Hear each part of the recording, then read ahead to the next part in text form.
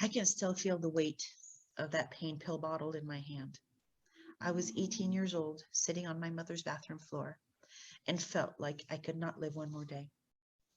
The situation I was in was so intense for me that the emotional and physical stress was taking its toll.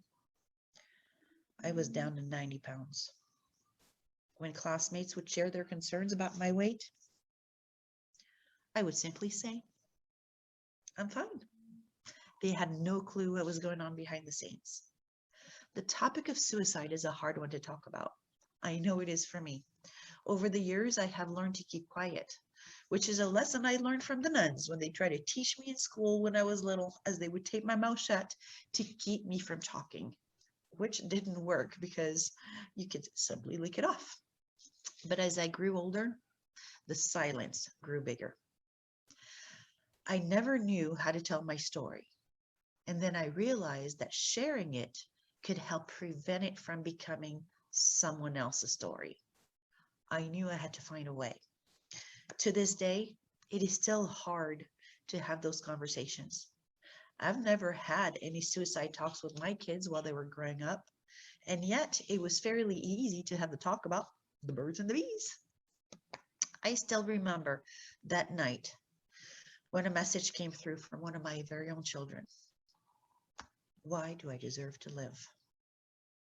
That was such a hard one to receive, and one I responded to right away, which meant getting dressed, driving on over simply to be there and walk together.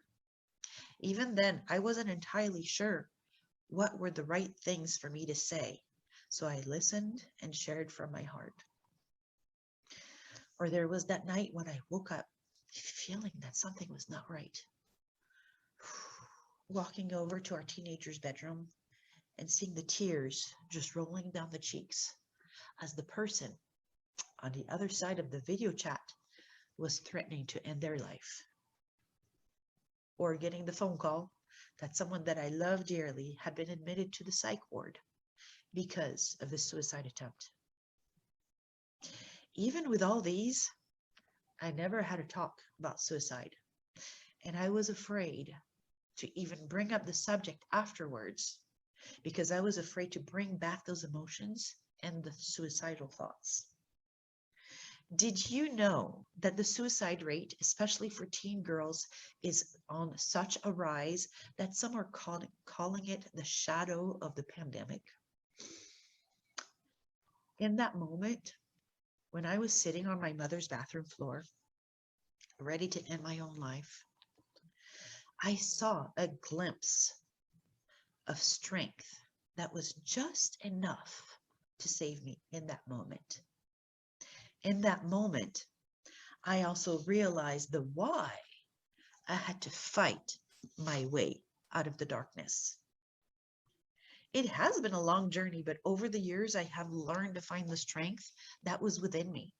Over the years, I have found the voice that was hiding inside of me. Over the years, I have learned to live a life that I love to live. Now, every teen needs a chance to find their inner strength. Every teen needs a chance to find and share their voice. Every teen needs a chance to live a life that they love.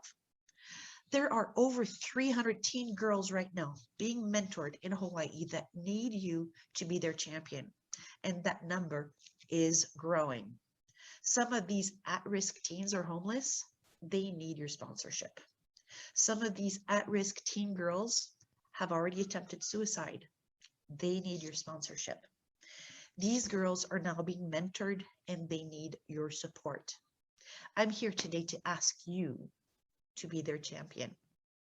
Each teen that you sponsor will receive a copy of my book where I share my story.